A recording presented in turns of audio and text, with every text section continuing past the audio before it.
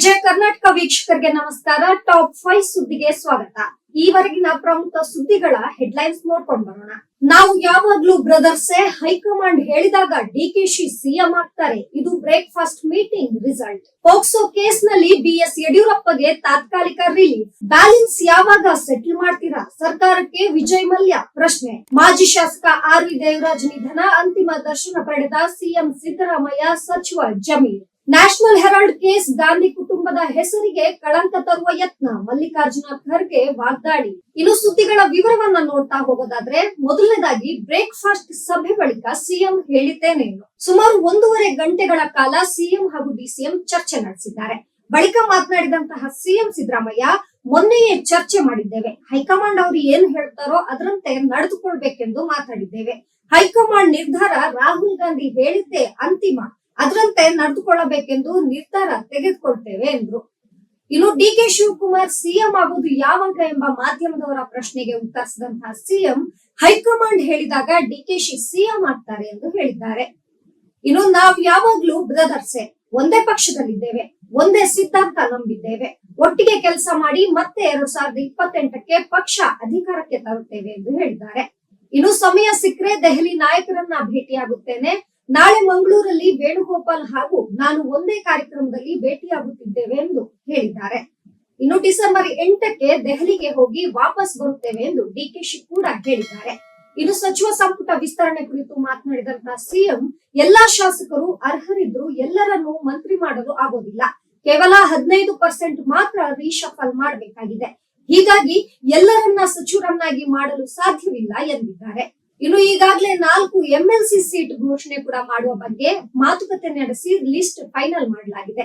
ಅದನ್ನ ಹೈಕಮಾಂಡ್ಗೆ ಕಳಿಸಲಾಗಿದೆ ಎಂದು ಡಿಸಿಎಂ ಇದೇ ಸಂದರ್ಭದಲ್ಲಿ ಹೇಳಿದ್ದು, ಬೆಳಗಾವಿ ಅಧಿವೇಶನದ ವಿಚಾರಗಳನ್ನು ಕೂಡ ಬ್ರೇಕ್ಫಾಸ್ಟ್ ಸಭೆ ವೇಳೆ ಚರ್ಚಿಸಿದ್ದೇವೆ ಎಂದು ಡಿಸಿಎಂ ಹೇಳಿದ್ದಾರೆ. ಇನ್ನು ಹೇಗಿತ್ತು ಇವತ್ತಿನ ಬ್ರೇಕ್ಫಾಸ್ಟ್ ಮೀಟಿಂಗ್ ಅಂತ ನೋಡೋದಾದ್ರೆ, ರಾಜ್ಯ ರಾಜಕಾರಣದಲ್ಲಿ ಈಗ ಬ್ರೇಕ್ಫಾಸ್ಟ್ ಮೀಟಿಂಗ್ ನದೇ ಚರ್ಚೆ. ಮುಖ್ಯಮಂತ್ರಿ ಸಿದ್ದರಾಮಯ್ಯ ಹಾಗೂ ಉಪಮುಖ್ಯಮಂತ್ರಿ ಡಿಕೆ ಶಿವಕುಮಾರ್ ನಡುವೆ ನಡೆಯುತ್ತಿರುವಂತಹ ಅಧಿಕಾರ ಹಸ್ತಾಂತರ ತೀವ್ರ ವಿವಾದ ಸೃಷ್ಟಿಸಿ ಈಗ ತಣ್ಣಗಾಗಿದೆ. ಇಬ್ಬರು ನಾಯಕರು ಒಗ್ಗಟ್ಟು ಪ್ರದರ್ಶನ ಮಾಡುತ್ತಿದ್ದು, ಇತ್ತೀಚೆಗೆ ಸಿದ್ದರಾಮಯ್ಯ ನಿವಾಸದಲ್ಲಿ ಡಿಕೆ ಶಿವಕುಮಾರ್ ಉಪಹಾರ ಸಭೆ ನಡೆಸಿದ್ರು.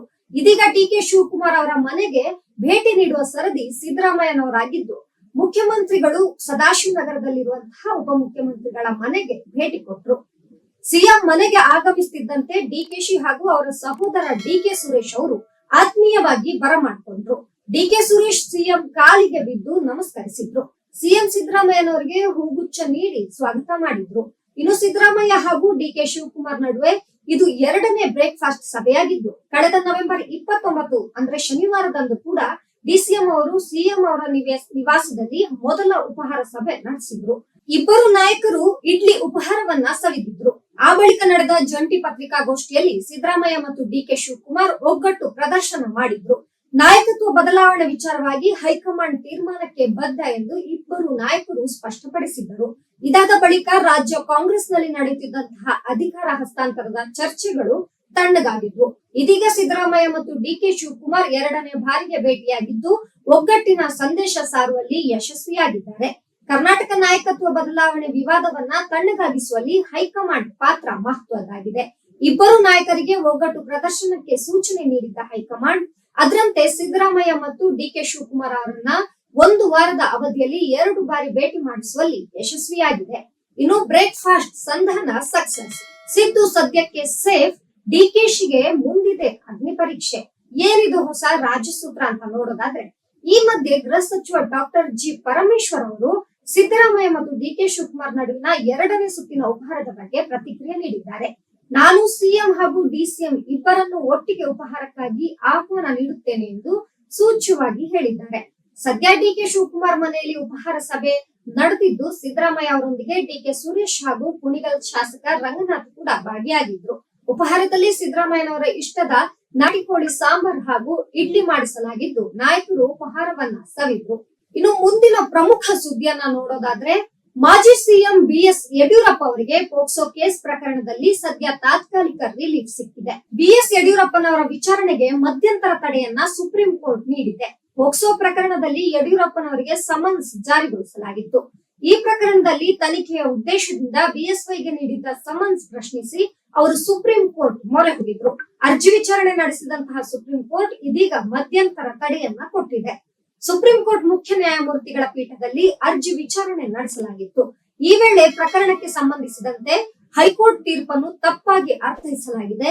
ಹಿಂದಿನ ಸುತ್ತಿನ ತೀರ್ಪಿನ ಕಾರಣ ನೀಡಿ ಹೈಕೋರ್ಟ್ ಪರಿಗಣಿಸಿಲ್ಲ ಎಂದು ಹಿರಿಯ ವಕೀಲರು ಯಡಿಯೂರಪ್ಪ ಪರವಾಗಿ ವಾದ ಮಂಡನೆ ಮಾಡಿದ್ರು. ವಾದ ಆಲಿಸಿದಂತಹ ಸುಪ್ರೀಂ ಕೋರ್ಟ್ ಪೋಕ್ಸೋ ಪ್ರಕರಣದಲ್ಲಿ ವಿಚಾರಣೆಗೆ ಮಧ್ಯಂತರ ತಡೆಯನ್ನ ಕೊಟ್ಟಿದೆ. ಇದರಿಂದಾಗಿ ಯಡಿಯೂರಪ್ಪನವರಿಗೆ ತಾತ್ಕಾಲಿಕ ರಿಲೀಫ್ ಸಿಕ್ಕಂತಾಗಿದೆ. ಇನ್ನು ಈ ಪ್ರಕರಣ ಏನು ಅಂತ ಹಿನ್ನೆಲೆ ನೋಡೋದಾದ್ರೆ, ಮಾಜಿ ಸಿಎಂ ಯಡಿಯೂರಪ್ಪನವರ ವಿರುದ್ಧ ಅಪ್ರಾಪ್ತ ವಯಸ್ಸಿನ ಬಾಲಕಿಗೆ ಲೈಂಗಿಕ ಕಿರುಕುಳ ನೀಡಿದ ಆರೋಪ ಇದೆ.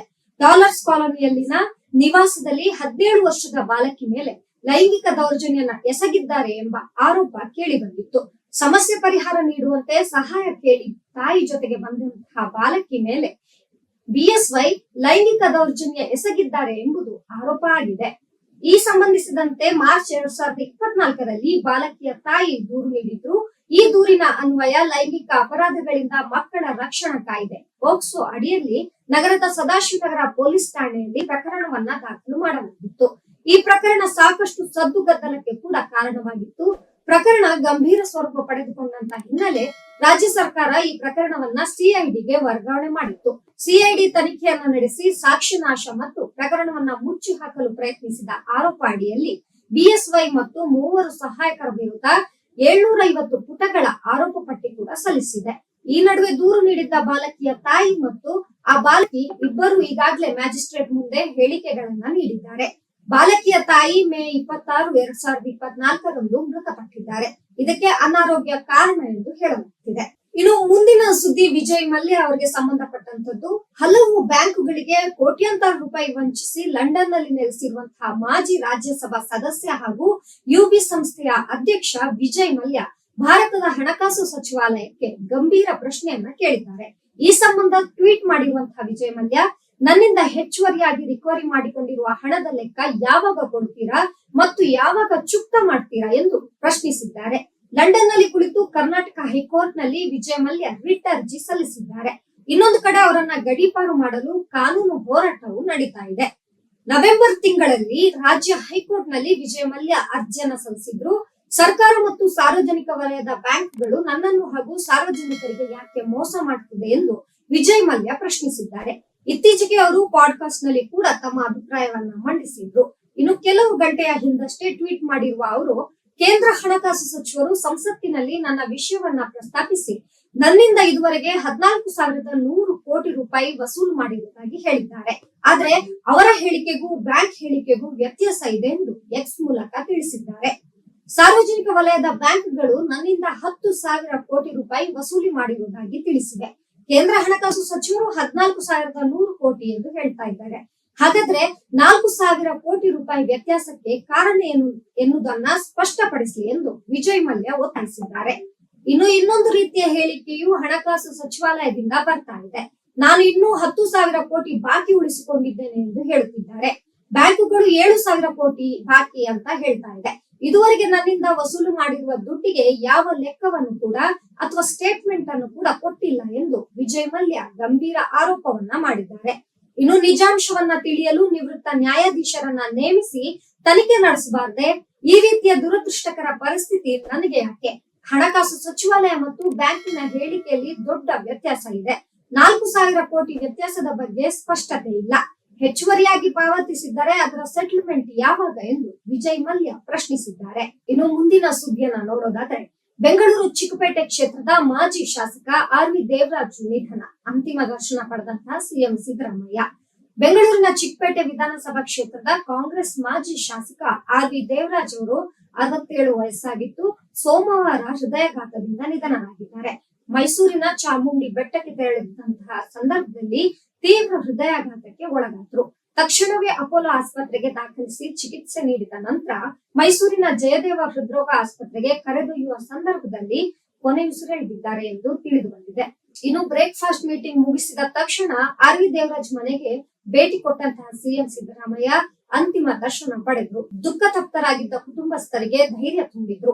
ಆರ್.ವಿ. ದೇವರಾಜ್ ಪತ್ನಿ, ಮಗ, ಮಗಳು ಹಾಗೂ ಅಪಾರ ಅಭಿಮಾನಿಗಳನ್ನ ಅಗಲಿದ್ದಾರೆ.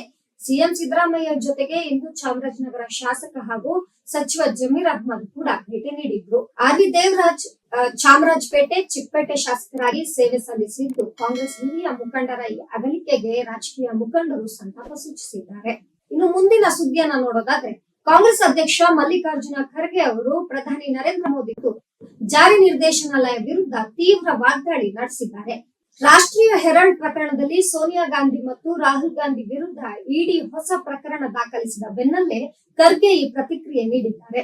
ಸರ್ಕಾರವು ಸಬ್ಸಿಡಿ ದರದಲ್ಲಿ ಅಸೋಸಿಯೇಟೆಡ್ ಜನರಲ್ಸ್ ಲಿಮಿಟೆಡ್ನ ಸಾರ್ವಜನಿಕ ಕಲ್ಯಾಣಕ್ಕಾಗಿ ನೀಡಿದ್ದ ಆಸ್ತಿಗಳನ್ನ ಖಾಸಗಿ ಲಾಭಕ್ಕಾಗಿ ದುರುಪಯೋಗ ಪಡಿಸಿಕೊಳ್ಳಲಾಗಿದೆ ಎಂದು ಇಡಿ ಹೇಳಿದೆ. ಮಲ್ಲಿಕಾರ್ಜುನ ಖರ್ಗೆ ಅಸಮಾಧಾನ ವ್ಯಕ್ತಪಡಿಸಿ ಟ್ವಿಟರ್ ಮೂಲಕ 12 ವರ್ಷಗಳ ನಂತರ ಹಳೆಯ ಪ್ರಕರಣದಲ್ಲಿ ಗಾಂಧಿ ಕುಟುಂಬವನ್ನ ಗುರಿಯಾಗಿಸಿ ಕಾಂಗ್ರೆಸ್ ಪಕ್ಷದ ವಿರುದ್ಧ ಹೊಸ ಎಫ್ಐಆರ್ ದಾಖಲಿಸಲಾಗಿದೆ. ಮೋದಿ ಸರ್ಕಾರ ಮತ್ತು ಇಡಿ ಹೊಸ ಅಪಪ್ರಚಾರದ ದಾಸ್ತಾನು ಖಾಲಿಯಾದ ಕಾರಣ ಹೀಗೆ ಮಾಡ್ತಾ ಇದೆ. ಆಯ್ದ ಕಾನೂನು ಕ್ರಮಗಳು, ಪುನರಾವರ್ತಿತ ಆರೋಪಗಳು ಮತ್ತು ವಿರೋಧಿಗಳನ್ನ ನ್ಯಾಯಾಂಗದ ಮುಂದೆ ನಿಲ್ಲಿಸುವ ಸ್ಪಷ್ಟ ಪ್ರಯತ್ನ ಇವು ಎಂದರು. ಅಲ್ಲದೆ ನ್ಯಾಯಾಂಗವು ಈ ರಾಜಕೀಯ ದ್ವೇಷ ಮತ್ತು ಗುರಿಯಾಗಿಸುವ ನಿರರ್ಥಕ ಪ್ರಯತ್ನವನ್ನ ಅರ್ಥ ಮಾಡಿಕೊಳ್ತದೆ ಎಂಬ ವಿಶ್ವಾಸ ನಮಗಿದೆ ಎಂದಿದ್ದಾರೆ.